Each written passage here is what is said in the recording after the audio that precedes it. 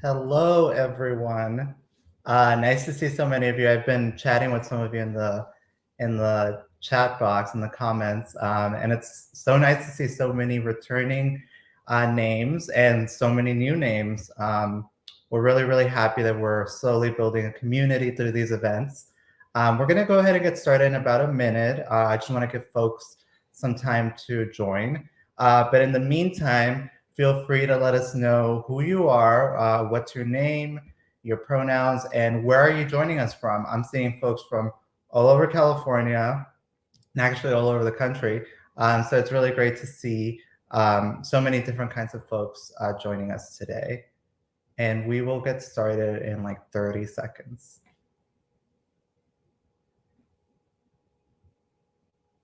Hi, welcome. Welcome, Sway. Welcome, Ling.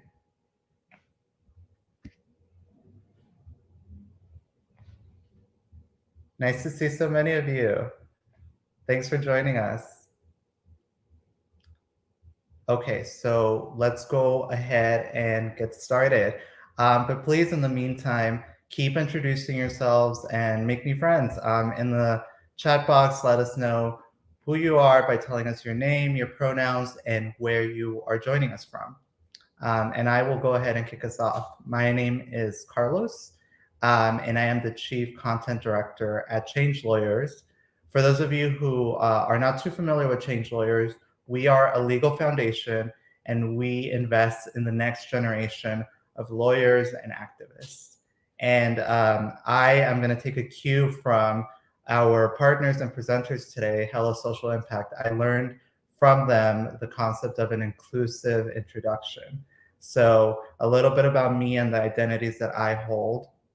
My name is Carlos. I am Latino. My pronouns are he, they. I am a queer immigrant from Guatemala. And my most recent identity that I cherish is that I am actually neurodivergent. So that's a little bit about me, and you'll hear more about what an inclusive introduction looks like in just a few minutes. So welcome to Leaders Forum 2022. Leaders Forum is a virtual leadership development academy for outsiders who want a seat at the table. It's going to be running from now until June, and we're hosting free workshops on topics like imposter syndrome, how to nail a job interview, how to heal if you feel like you're burned out.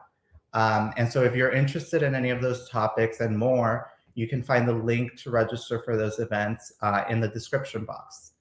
And today's event is called Hella Radical Inclusion, How to Fix Broken Racist Systems.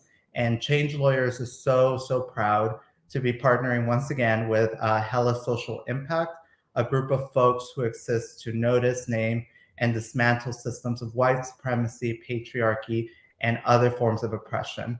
And today's session, just like the last session we had, will be led by Lynn and Stefania from Hella Social Impact. Now take it away. Thank you so much for joining us today. Thank you, Carlos.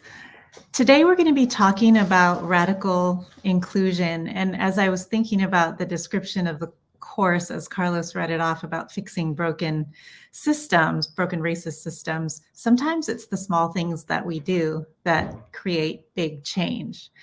So we'd like you to keep that in mind as we show a brief video to set the scene for our discussion about what inclusion can look like and why we at Hella Social Impact think DEI is ordered incorrectly. We believe that we need to start with inclusion in order to reach our goals of equity, diversity, belonging, and justice. And in order to be truly inclusive, we must also acknowledge the system set up to keep marginalized folks excluded. So if we give just a few minutes or moments for the video to load, we will take a peek. It's about 3 minutes.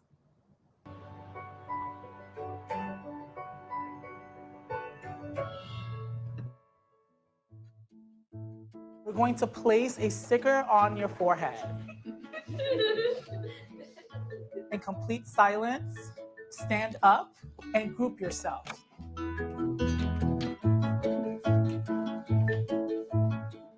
Okay, are we grouped? Yeah, for the most part? All right, what just happened? There's 2 people alone that is not in our group.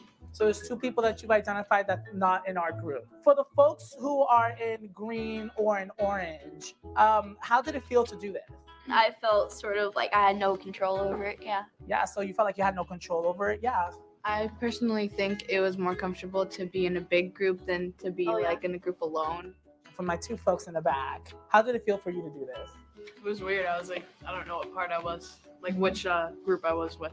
I guess it was okay. Did anyone attempt or try to bring them into their group? I thought about it. You thought about it. I sent him I don't- away.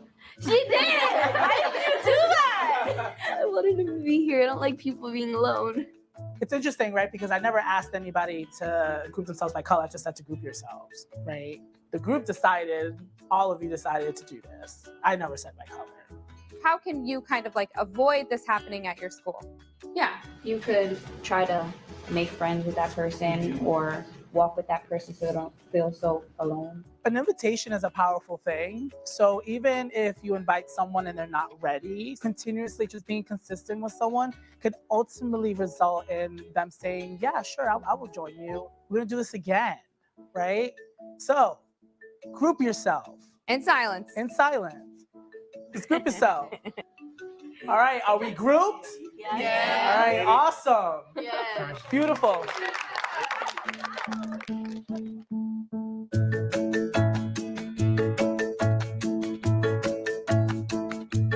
Unlearning, breaking boundaries. So as we think about that video, I would love to pose the question to you all. What does inclusion look, feel, and sound like for you?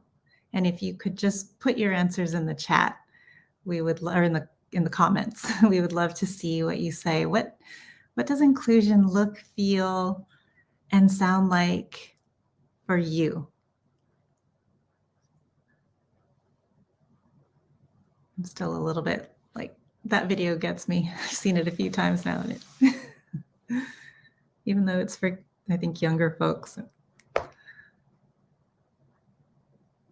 Yeah, so if you could consider what does inclusion look, feel, and sound like?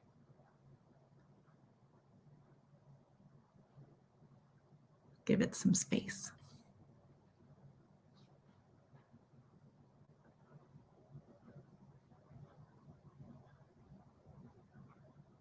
Feels like home and welcoming, laughter and ease. Yes. Ah, nobody feels left out. Everyone is trying to find a reason to make connections with others. Everyone belongs, belonging, not having a code switch. Oh, yes. Recognition, being seen and heard and appreciated for my life experience and the unique, oh, it scrolled by, point of view I bring to a space. Yes, all of these things, transparency, no anxiety. Huh, what does that feel like? Safety, being able to be your true self. Great. Well, keep putting your thoughts in as you think of them. But right now, I would like to turn it over to my partner, Lynn Johnson, who will introduce herself. Good day, everyone. My name is Lynn. I use she, her pronouns. I am joining all of you amazing people today from the ancestral land of the Pueblo Nations in Albuquerque, New Mexico, where I've lived with my family for a little bit over a year from the Bay Area. The identities I'm coming to you today with are Black, queer. I'm a wife. I'm a mom of a neurodivergent teenager. Woo, she's not preteen anymore. She's 13. I also identify as neurotypical myself, and I'm a cisgender woman. I also I'm really proud of the fact that I am my friend's favorite mixologist. I am an amateur mixologist, and I'm quite good at it. And I also love living room karaoke. And I sometimes wish I was Oprah. Or my version of Oprah. I'm feeling Oprah today, so I wanted to share that. You're on your way. Hi, everyone. I am Stefania Pomponi, and I'm one of the founders, along with Lynn, of Hella Social Impact. I'm a proud biracial, Asian identifying third culture identifying, first generation on my dad's Italian side. My pronouns are she, her, hers. I am cisgendered. I'm straight. I am neurotypical. I am from the colonized former country of Hawaii. And identities I'm bringing into the room today are as a disliker of fruit, but lover of all vegetables. I love 70s movies, especially if they have a car chase scene, more sideburns, the better. And I'm the mama of two girls, one who is at the University of Oregon, one who is a senior with really bad senioritis, and a soon-to-be 11-year-old boy who's homesick today. And I love karaoke. I think that's my Korean side, but I don't know. Maybe that's my Libra side. I don't know. I live on and work on stolen Ohlone land in Palo Alto in the San Francisco Bay Area. And so what I'd like to do now is ask you all another question. I'd like you to sit with what you've just heard. You've heard an inclusive, what we call inclusive introduction from Carlos. You've heard it from Lynn. You've heard it from me. And just put your reactions in the chat. What comes up for you when you hear us introducing ourselves that way? What do you know about us? Or what are you curious about? What did you relate to? What did you have a question about? We'd love to know, and we'll give that some space for you to add your comments.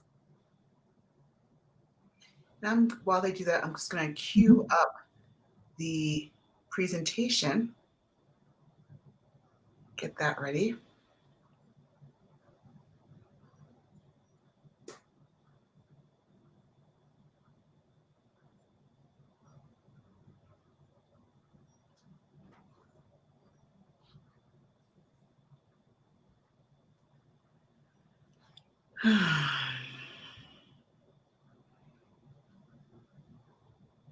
Anything come up? It challenges the idea that any one identity or experience is default. Yes. Lots of similarities. That I love hearing that. That's what we're after, similarities to each other's experiences. We didn't talk about our titles at all. I don't think either of us did. Yep. I like the idea of noticing our similarities, but not, and also honoring our differences. Yeah. We have a question too about neurotypical. We both use that term. What does that mean? Can you explain it, Stefania, or do you want me to try? Yeah, I mean, I think maybe you could, in relation to your family, describe. Yeah, so we are using the phrases, and I think you may have also heard Carlos identify as neurodivergent. So it's kind of like neurodivergent versus neurotypical. And neurotypical is kind of, was it the closer to kind of dominant culture in terms of the way that our brains work tend to be favored by educational institutions and most working institutions, that our brains work in a way that is more acceptable in dominant culture versus being neurodivergent, where brains and emotions tend to live outside of what's kind of commonly accepted. Yeah. I think answers the question. Yeah. I love that someone else used the word yummy to describe the feeling of hearing inclusion in introductions. That's so great. Yeah. What a good word. Okay, so now we're going to give you all a minute to create your own inclusive introductions and to drop them into the chat. Not yet. Not yet. I'm sorry, not yet. I jumped ahead. Don't do that. Don't do that any yet. of that. I'm going to turn it over to Lynn. That's what I'm going to do. Let's talk a little bit about inclusion, and then we'll give you a chance. Sound good? Yes. Yeah. So with inclusive instruction, so here we are. Just to give us a little level setting about inclusion, we're really talking about you, and you've all already defined this through what you feel like inclusion looks and feels and sounds like to you. But inclusion is that act of creating environments in which individuals or groups can feel welcomed, respected, supported, and valued, and bring their full authentic selves into a room, into an organization, into a community. And we'd really like to recognize, like Stefania said, that when we talk about the work of DEI, or diversity, equity, inclusion, and Stefania says, like, I want to switch the order. I want to start with I, because what we're working towards, what we're all here for, what I hope that you're here for, like us, is we're here to show up for racial justice or racial equity. We use those terms interchangeably. And equity, right, is the guaranteed fair treatment, access, opportunity, advancement. At the same time, identifying and eliminating barriers that have prevented certain groups from full participation. And so a lot of times in our communities, organizations, spaces, we do diversity first. We go, there's like too many of whatever group, there's too many white folks, or too many straight folks, whatever, in this group, we have to diversify. So let's bring groups in. You're welcome, come in, you're welcome, you're welcome, welcome. But saying that you're welcome in this space without intentionally creating an inclusive environment where people really are welcome to show up as their full selves allows for that. I can't remember who wrote in the comments, but the idea of that default to happen, right? If we're not thinking about what has prevented certain people and certain groups from participating in this space in the first place, and what do we have to do to eliminate those barriers, then the diversity is not going to stick. People are going to come into the organization and they're going to say, oh, this place is not for me. And and we're out. So we start with inclusion. We start with creating that space. And so I'm going to give you this really kind of big picture situation. So again, inclusion, like you just talked about in your comments, there's this yummy feeling, right, of inclusive. It feels like home. It feels like safety. It feels like welcoming. It feels like I'm seen. And so there's this sense of like, if we're just nice people and we're like, everyone's welcome here, then it will be an inclusive environment. But many of us understand that that's not true and that's not enough. What needs to happen is there needs to be an understanding that there have been forces in the world. So you look at this document, it doesn't matter what country or what culture you come from, these kind of 6 forces of capitalism, racism, imperialism, patriarchy, colonization, and militarism have forged the boundaries and barriers and of our world. And depending on kind of where you are, the context of where you are in the world, and who you are, who your identities are, those systems, so that outside circle is the systems, media, political systems, criminal justice, organized religion, banking, the legal system. These systems, the way we interact with those systems, we're going to have very different experiences. And as we all go through life interacting with all of these systems all the time. And depending on our identities, that middle circle, depending on which of our identities are dominant culture and which of our identities are marginalized, we're going to have very different experiences, right, when we walk into a space. And we're also just walking in with our personalities, our hopes, dreams, likes, dislikes, our loving 70s movies and karaoke and wanting to be Oprah. All those things make us up, make up who we are.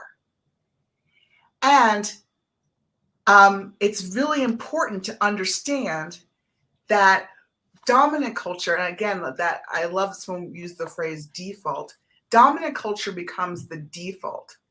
So depending on what culture you're from, whatever the dominant culture of that culture is, it's the established language, religion, values, rituals, and social customs that the society was built on. It has the most power. Here in the United States, dominant culture is a white supremacy culture. It's a false belief that whiteness is better and dominant, right?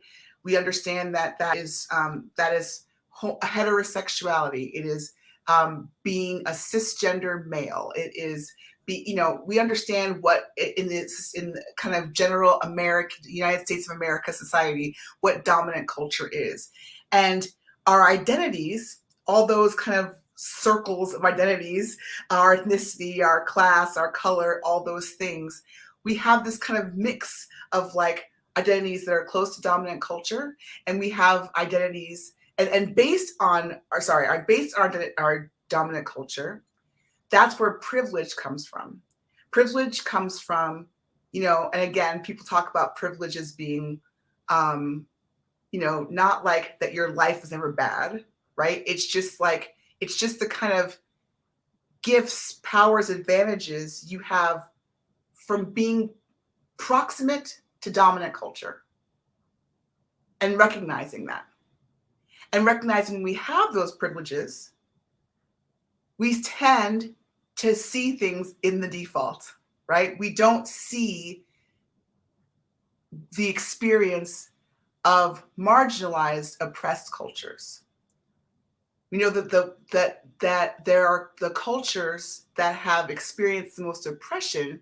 What oppression is the cruel and prolonged, unjust, violent treatment to maintain dominance. So it's not just, one group is more popular than the other, or one group is more, kind of like the majority. Sometimes you think about it as majority minority. It's not just that. It's there have been very specific, legal, often very violent systems that have kept certain groups excluded from communities, institutions, organizations.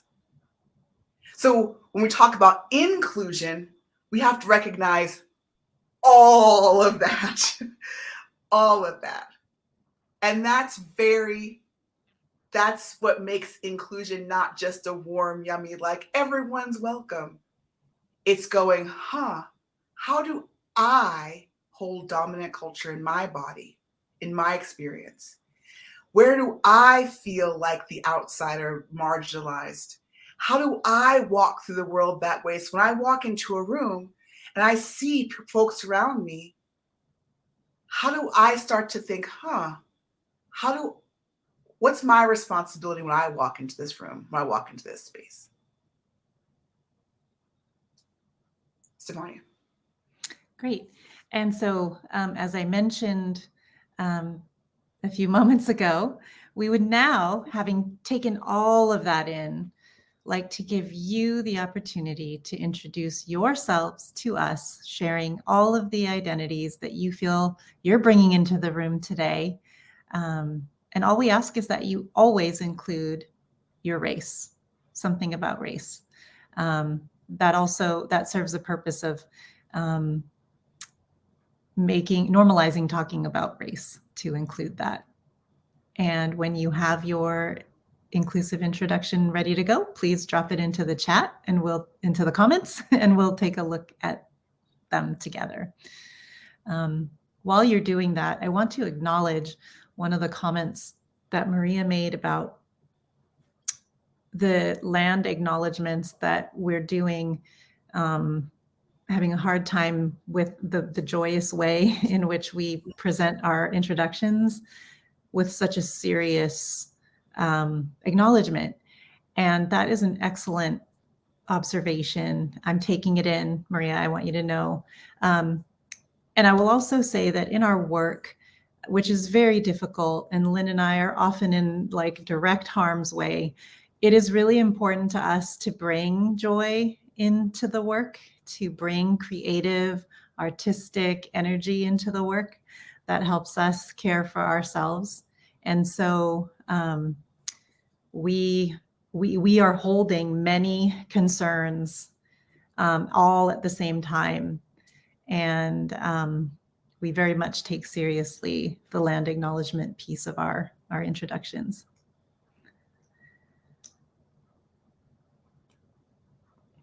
And so we will take a look when you're ready at your inclusive introductions. We'd like to get to know something about you. I also want to comment that it looks like Maria also wrote who defines what inclusion feels like, which I think is a really, really great question.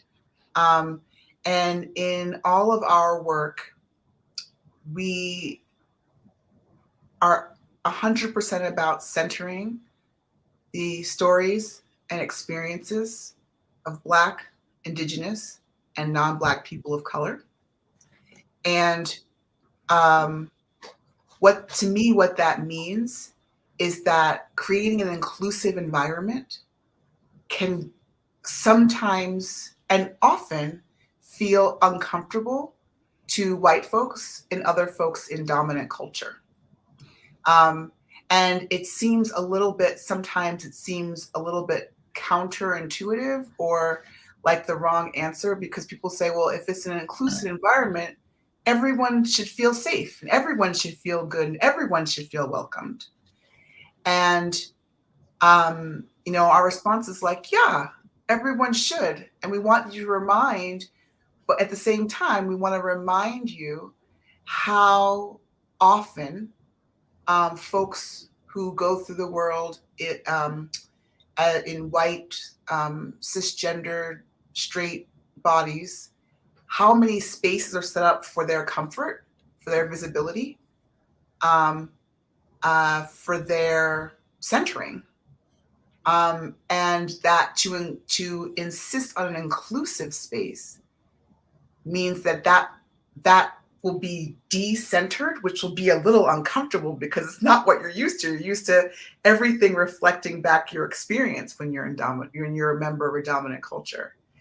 And so if you're feeling that discomfort, it's a kind of a good thing.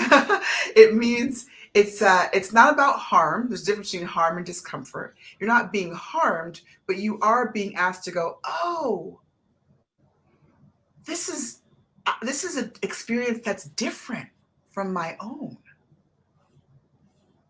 dominant experience. Oh, maybe let me step back and just pay attention and listen. So, Maria, I would say the answer to that question is, who defines inclusion? What inclusion feels like? It's you. It's me. It's us. It's those of us who are the most left out of dominant spaces. And Sandra has I think a question that relates to what you were just talking about, Lynn. She asks, who do you advocate for inclusion effectively in the day-to-day of an institutional space like a law school? Mm-hmm. And I would say what Lynn said. Our mission is to center the lived experiences of the most marginalized among us. And in that way, we are centering Black, Indigenous, and non-Black people of color. That's where we start. And, institutions don't always like to hear that. They don't always want to face that. They don't always realize that by doing that, they will become a much more successful, much more thriving organization for all the reasons Lynn mentioned earlier, that when we see an institution centering us, we feel we belong there. And that's why we focus on inclusion first in our work, because it is so important to begin to build those safe and trusted spaces. And when we feel safe and trusted, or that a space is like home, or that our experiences are believed, then we can see ourselves there and participating there and learning there and growing there and contributing there. Yeah. Ooh, I love these inclusive introductions. Wow. Okay. Thank you so much for sharing these. Spanish American, female living in Alabama, lesbian, identifying human with hopes and dreams of creating safe environment. Wonderful. I'm wondering, Stefania, if we can take them through some of some of the slides of the growing up I, and then some other identities might emerge for people. Yeah, so we'll continue dropping your introductions into the comments. We know it takes some time to think about, especially thinking about what identity you're bringing in today, what you're feeling today, and knowing that that can change from day to day. So let's move forward. We last time we gathered together, we shared with you a link to an exercise that we are calling Growing Up I ... or blank. And you may have seen videos of this type of exercise with folks walking towards the finish line or stepping across the line, stepping backwards or forwards. And you may have participated in it yourself. And we asked you to take a quiz based on that exercise, and you got a score. Why did we have you do that? Well, the exercise is meant to give us an opportunity to explore a deeper understanding of our identities and privileges and the different ways we are close to or far from dominant cultures. So we're thinking about that circle that Lynn showed us.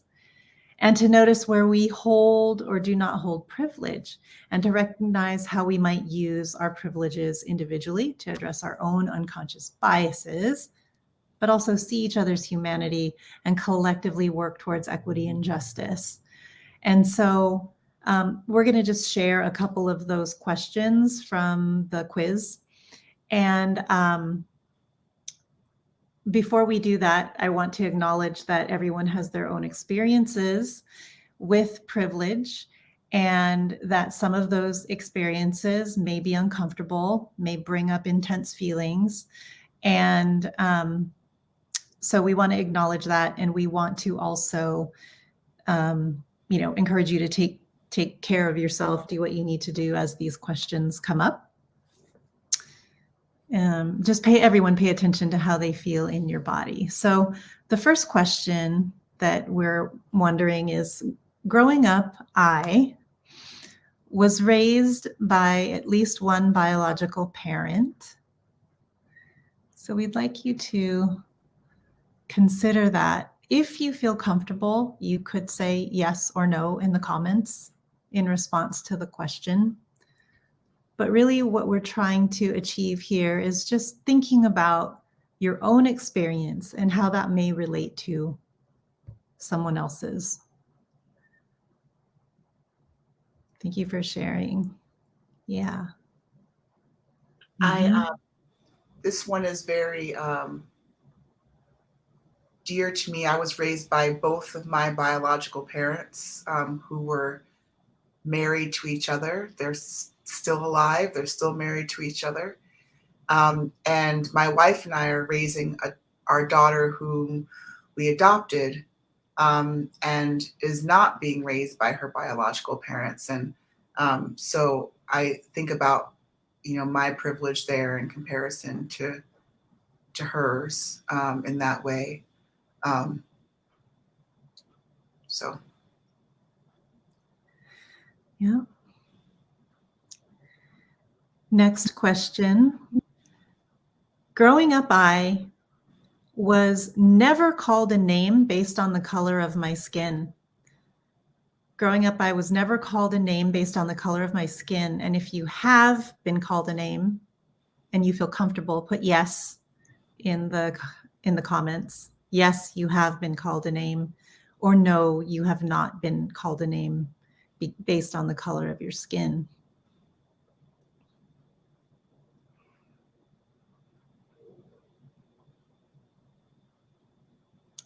And I'd like to acknowledge that this can also be complex for mixed race folks. This might bring up some feelings. Mm-hmm. Thank you for sharing. We'll do a couple more.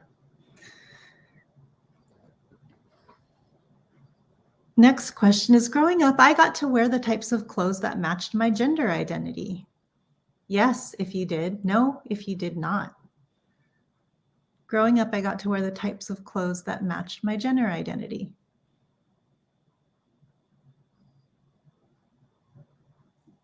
Yes, if you have, or no, you didn't get to wear the clothes that you wanted to wear.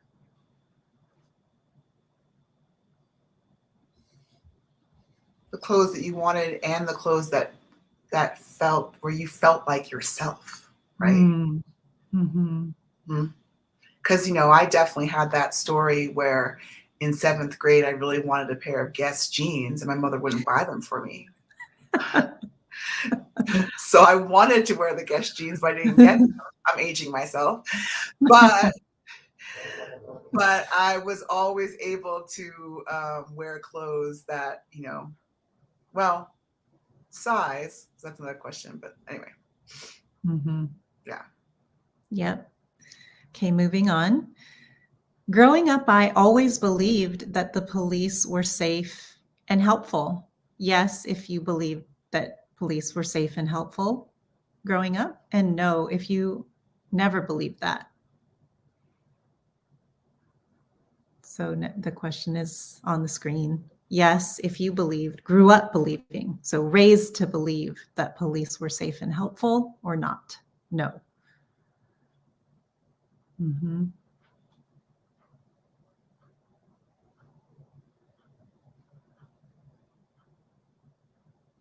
So yeah, as you're answering this question, as you're reflecting on this, just think about, again, that circle, the idea of who we are, and how we interact with systems, how we interact with the criminal justice system, with the legal system, and the privilege that comes from being able to say, oh, there's something wrong, there's something happening, I feel unsafe, and I can call 911 and get the help I need and know that I'm going to be cared for, and not threatened, and what that feels like.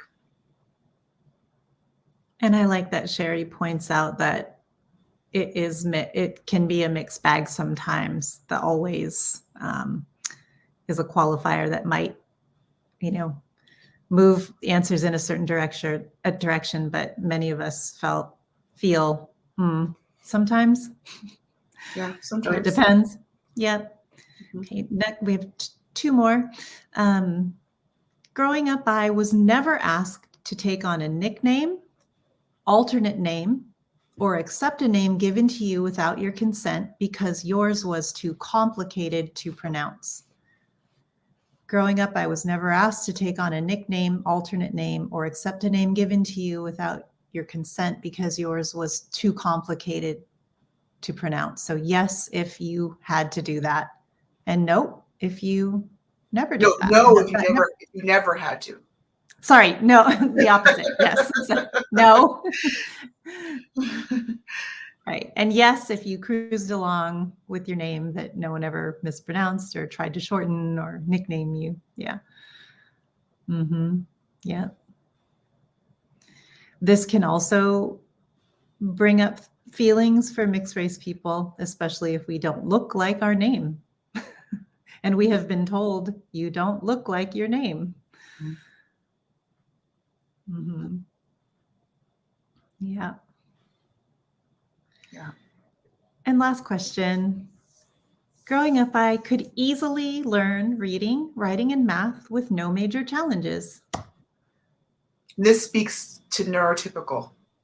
So Mm-hmm. that question was asked earlier. What does neurotypical mean?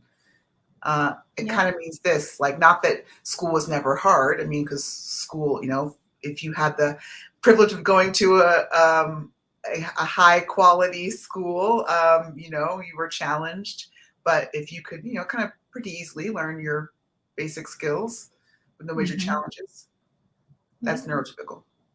Mhm.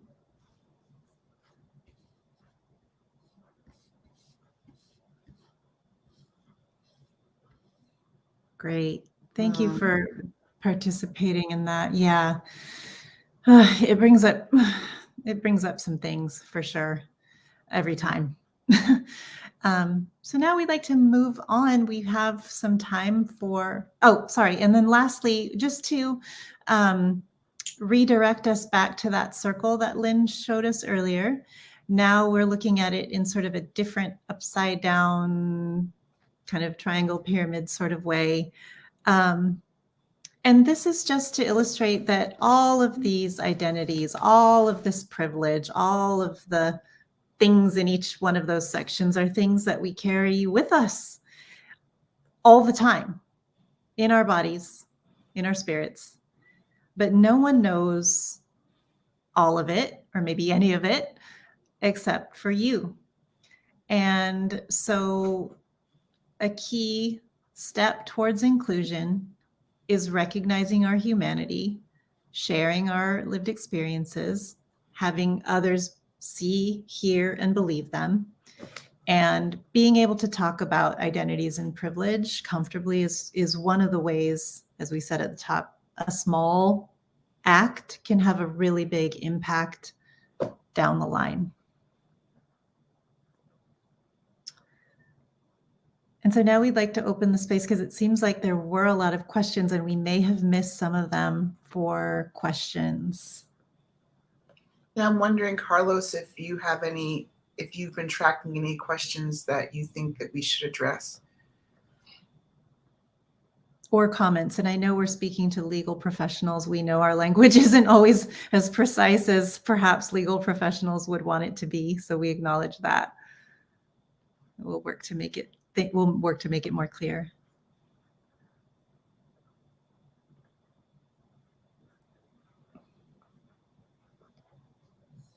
Going through to see if there's anything that we may have missed.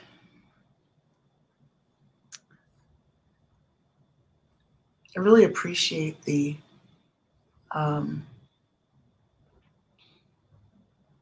that people, all of you sharing your inclusive intros, finding those connections.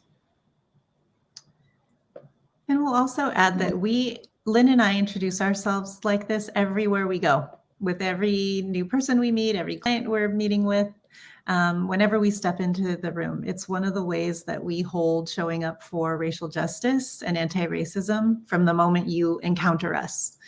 And so, what would it look like if you started doing that as well?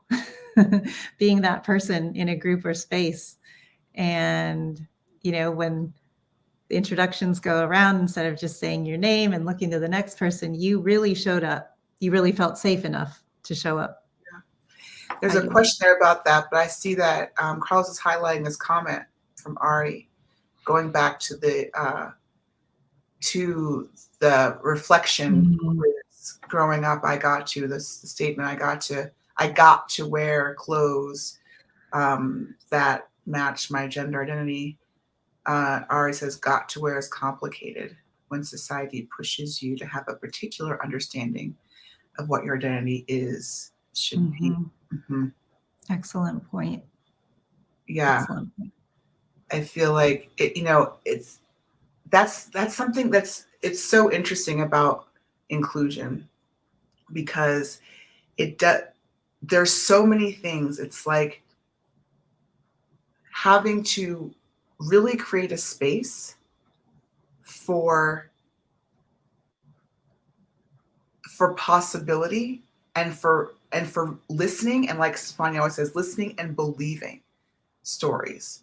So there are some of us who get up and get dressed and put on clothes and shop online, and the clothes fit your body size and it's like easy to find, and it's like, oh, I like this color, and there's like an abundance of clothes that like express who I am, and don't even think about it. Just get up, get dressed, go. And it seems like, why are clothes such a big deal? And there are other people who are thinking about it a lot. right? If we're thinking about like for multitude of reasons, for body shape, body size, body function, all kinds of things, gender expression, gender identity. And so it's about like those comments, right? Like, I mean, gosh, I wish I was in a room. Raise your hand. That's like how many times you've been in this space where someone just says something like flippantly, like, oh, this is like everyone's experience, right? And you're like, oh gosh, like that is not my experience. Like I remember, for example, my wife and I got married back in 2006 before marriage was legal. So we had a ceremony in 2006. And, you know, I can't tell you, like, I can't tell you how many times I was talking to somebody and I was like, you know, kind of not complaining, but like, they're like, oh, I'm feeling very overwhelmed. We're trying to plan our ceremony, trying to plan our wedding. And, you know, and it's really stressful, like the planning. And someone would say, wow, you all should just elope. I said, what? Like, why would we elope? Like, marriage is not even legal. Our marriage is not even legal. Like, the whole point of the process is to have a ceremony where we bring people in and, oh, yeah, right. Like, so like that kind of like, I'm not even able to consider because my dominant culture brings me to. So anyway, yeah. We have a couple of more questions, and I think one has been answered by one of our fellow attendees. So would you say a typical professional introduction like name, educational background, job title is not inclusive? And Sandra says the idea of what's professional is centered on whiteness. So that's introducing yourself with name, title, yada, yada, yada, is very close to dominant culture, very close, very steeped in white supremacy culture. And so what we're trying to do with the way that we are showing you how you can introduce yourself is to show you how to be human, to connect with all of those parts of ourselves which step away from dominant culture. And we've shared a resource for land acknowledgement in the chat. And how do we navigate white fragility? That is our work. And we do that by naming it when it happens. So a good part of our job, and as Lynn said, we show up and we center Black, Indigenous, and non-Black people of color everywhere we go. So you can imagine that we are in spaces of mixed folks who include white folks. And we name it when it happens. And we let people know that we are going to call in or sometimes call out folks when we see and hear it. So we're very explicit about, you know, naming that.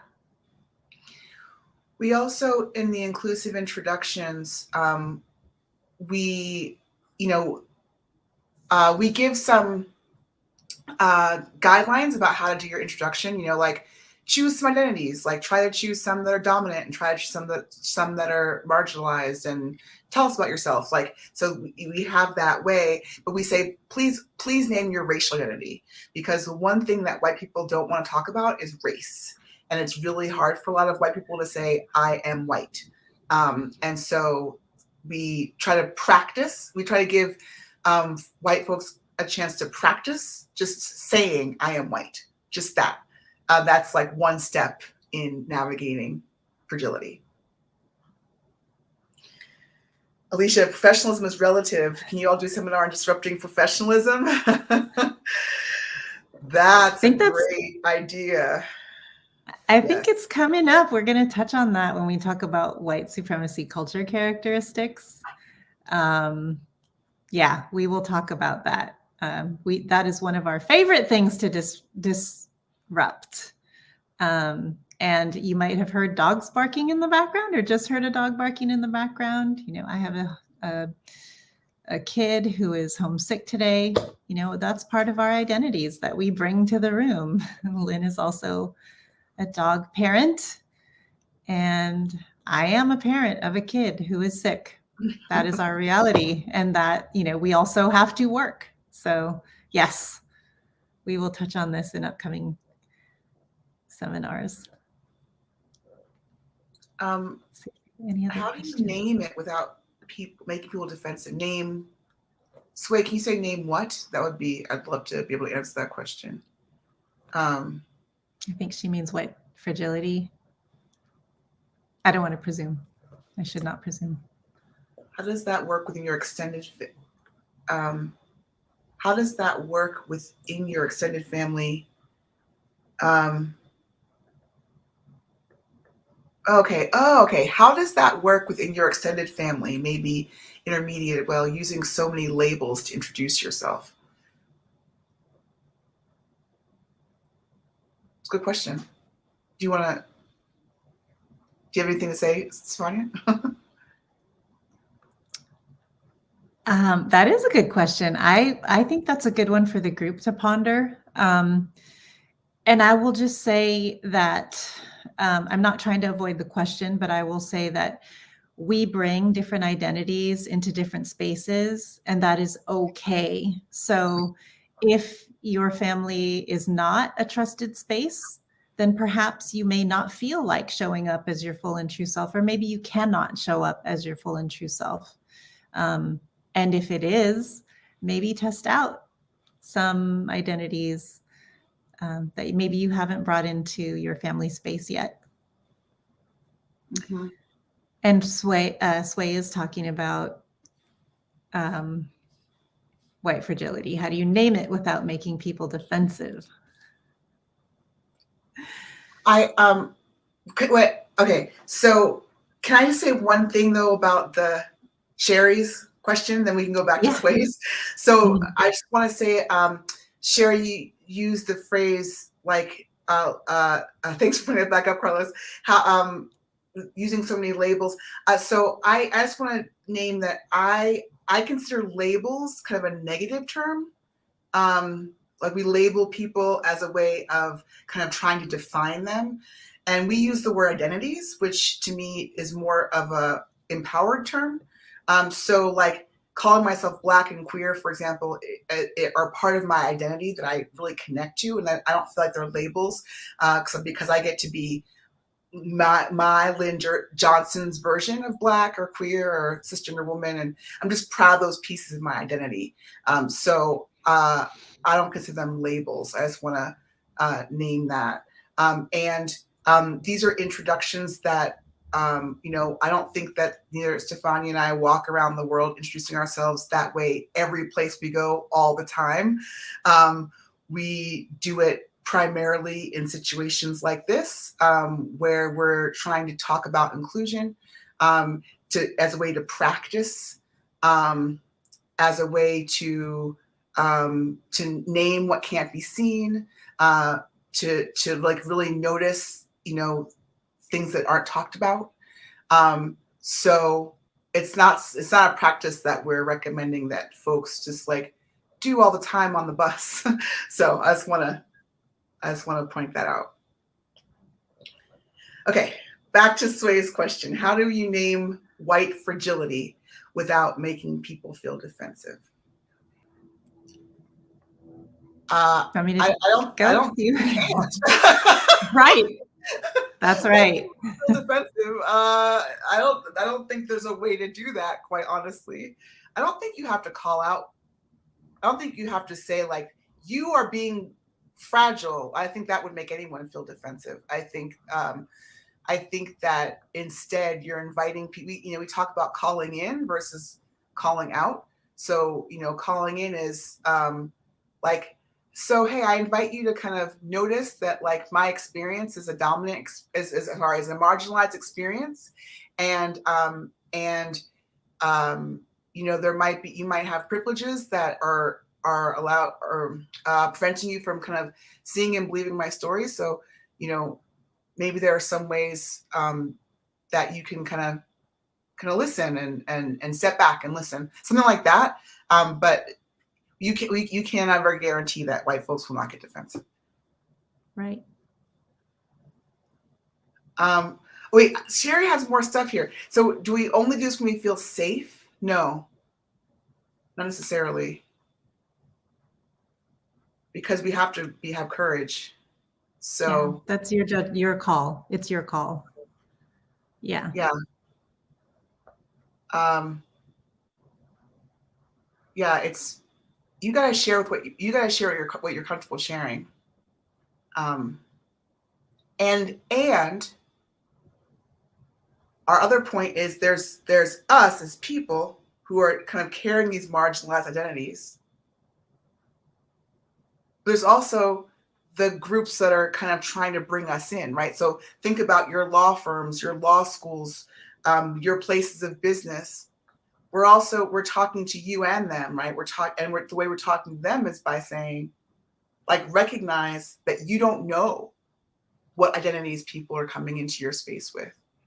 And you have to not make dominant culture the default. To make space for me and Sherry and Stefania to be able to say, you know what? I'm going to bring this part of myself to work today.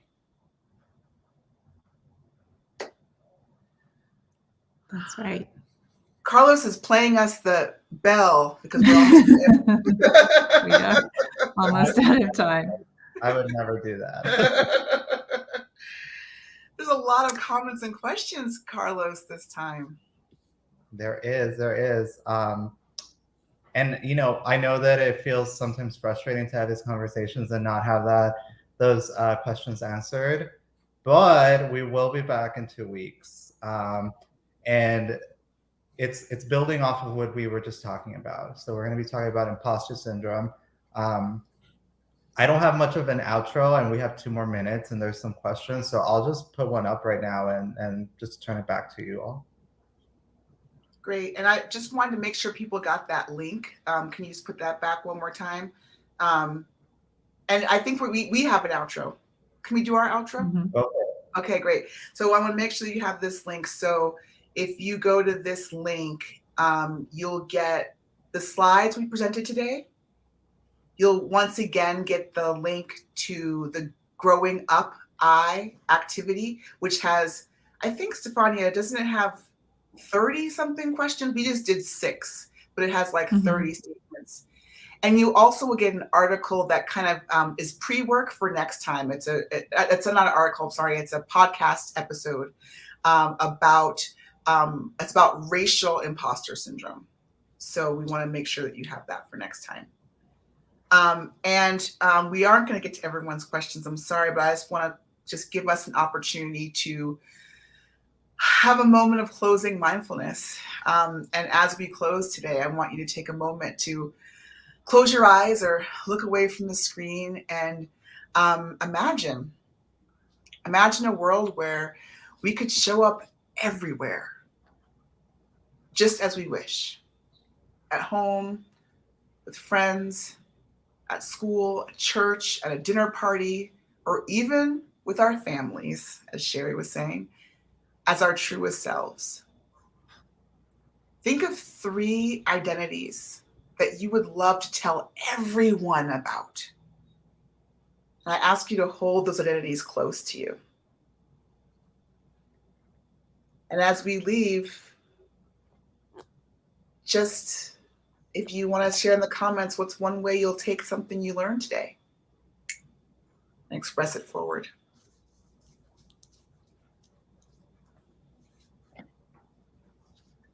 Thank you so much, Lynn. Thank you so much, Thank Stefania. you. You two are always, I like I said it the first time and I'll say it again, I am also a student in this. I'm like taking notes and doing all the other things. So thank you. And we'll see you all next time. Thank you everyone for joining us. We will be back in 2 weeks on March 9th. And we're going to be talking about imposter syndrome. This webinar will also be led by Lynn and Stefania from Hella Social Impact. You can find the registration link for that event in the description box. And in the description box, you will also find the link to all of the other Leaders Forum events that we're doing. Later in March, we're doing one on how to negotiate a higher salary. We're going to be doing one on how to nail job interviews. We're going to be doing one on microaggressions. So lots of topics to be talking about and to continue this conversation.